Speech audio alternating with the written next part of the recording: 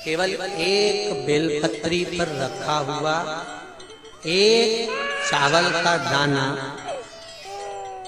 नारी का हाथ का स्पर्श कराकर स्वधा माता का नाम लेकर अशोक सुंदरी की जगह मालूम है सबको, अशोक सुंदरी वाली जगह पर केवल चढ़वा दीजिए, वो बच्चा पूर्ण तरह से 9वें महीने में ही जन्म लेगा, 8वें में नहीं, और स्वस्थ,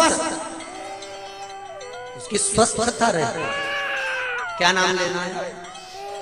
नाम बोलो पहले, जम के बोलिए जगह। आप लोगों से इसलिए बुलवा रहे हैं कि आप भूल ना जाओ। फिर से बोले एक बार, स्वधा। स्वधा का स्मरण। स्त्री, नारी और पुरुष, चाहे बेटे हो चाहे बेटियां हो, नारी हो पुरुष हो, ये उदर से जुड़ा हुआ हरनिया, उदर से जुड़ी हुई पथरी या जो भी पत्र आए हैं, पत्र बहुत सारे आए हैं पर समय निकलता है इसलिए इस पत्र को हम लोग नहीं पढ़ रहे। पत्र इधर भी है, बहुत सारे आए पर, और लोगों ने लिखा बड़ा सुंदर सुंदर है। इसमें आया है कि एक बच्चे के 5 पथरी है और पथरी की गांठ पड़ गई, वो भी किडनी लीवर। तो जिसने पत्र लिखा है वो स्मरण है।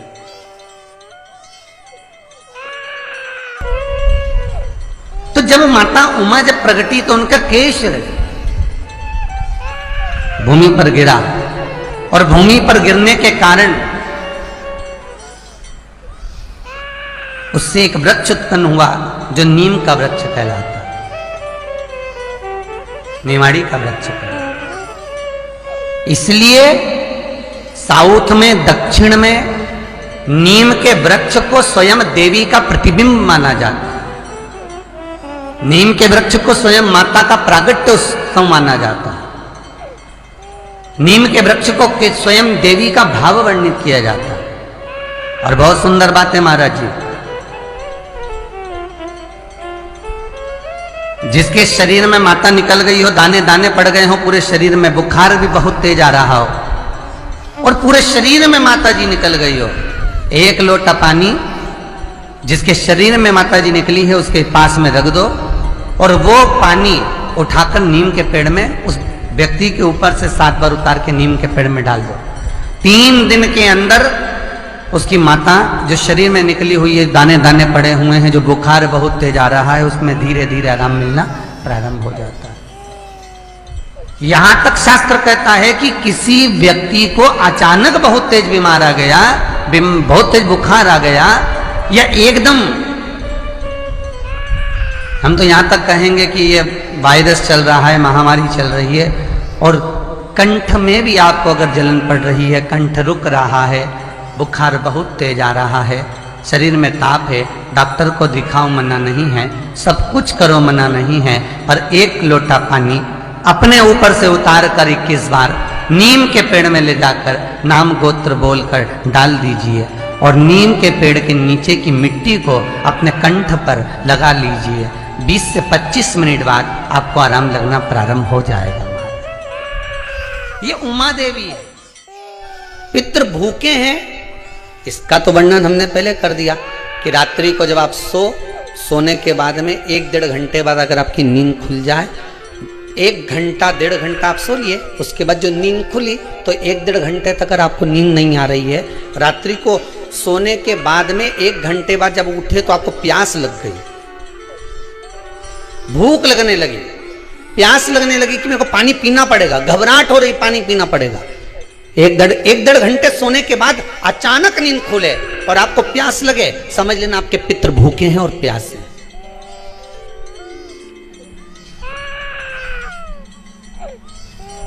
वो भूखे और प्यासे हैं, उनको जल की जरूरत है।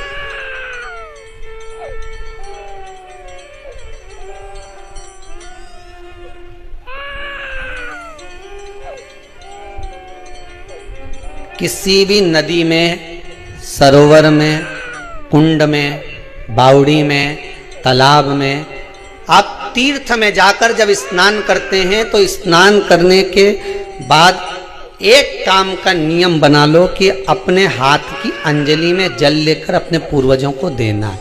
प्यासे रहते हैं, भाग मांगते हैं।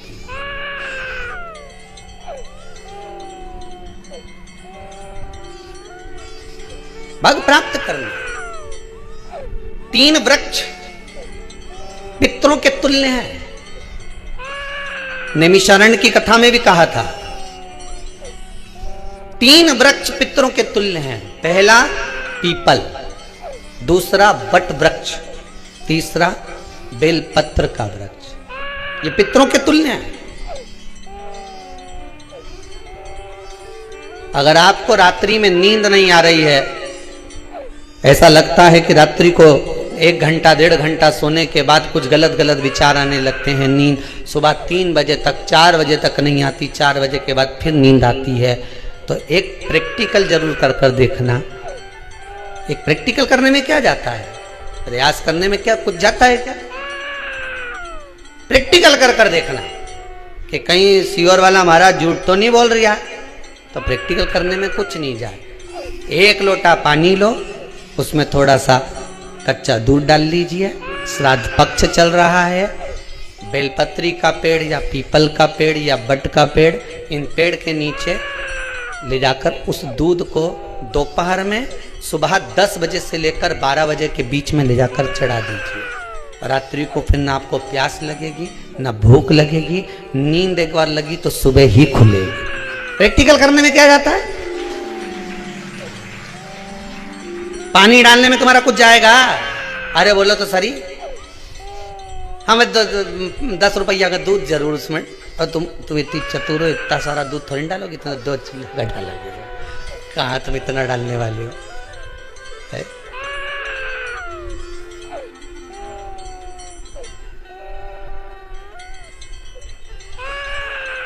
कहाँ बहुत चतुर लोग हो रहे संसार में हो। भले पूजन पाठ नहीं करे, पर कहीं का एकदम मिलने आ जाए ना, क्या अम्मा जी है क्या पाठ कर रही है, फिर वो भी बैठ गई तुरंत, अभी तो सोई थी।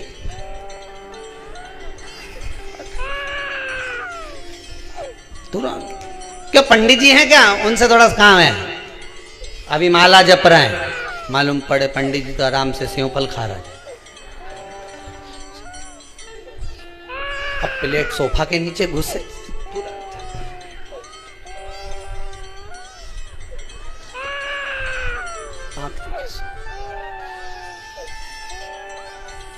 प्रैक्टिकल करने में क्या जाता, कुछ भी नहीं बिगड़ेगा। ये तो बस जल डालोगे तुम्हारा ही कुछ अच्छा हो सकता है, बाबा की कृपा है।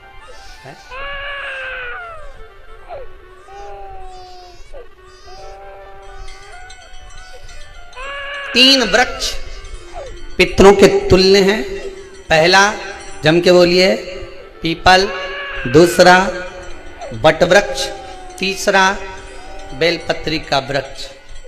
3 पीपल के वृक्ष में 52,000 ब्राह्मण एक साथ निवास करते हैं, इसलिए पितृतुल्य। बट वृक्ष ब्रह्मा जी के मस्तक से बना, इसलिए पितृतुल्य। और बेलपत्री का वृक्ष माता पार्वती जी के अश्रु से बना। जब आंसू गिरे थे माता जगत जननी जगदम्बा पार्वती के, उस समय पर पितृलोक में हलचल उत्पन्न हो गई थी। हमारी नातिन की आंख में आंसू कैसे आ गए? मैनावती की पुत्री है।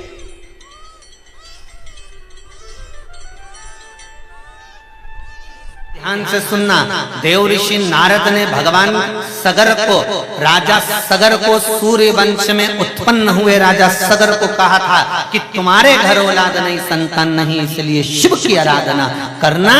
उसी तरह आपको देव ऋषि नारद ने मार्ग बता दिया है कि अगर संतान नहीं है, 10 साल हो गए, 12 साल हो गए, 14 साल हो गए, 20 साल हो गए, बस एक प्रार्थना शिव जी से करो। सफेद आंकड़े की जड़ लेकर रजस्वला धर्म के 7वें दिन शिव मंदिर में शंकर भगवान से ऊपर से 21 बार घुमाकर तुमरुका जी का नाम लेकर उसको कमर में वही मंदिर में शिवलिंग का दर्शन करते करते नंदी के पीछे की ओर खड़े होकर शिव का दर्शन करते करते उसको बांध लो लाल धागे में। तुमरुका जी का नाम। और महाराज एक पीपल का पत्ता रजस्वला धर्म के 7वें दिन से शिव जी को चढ़ाकर समर्पित कर कर उस पीपल के पत्ते को कुंदकेश्वर महादेव के नाम से लाकर उसको गाय के दूध में उकालकर दोनों पति पत्नी रात्रि के समय सोने से पहले उसको पान करें।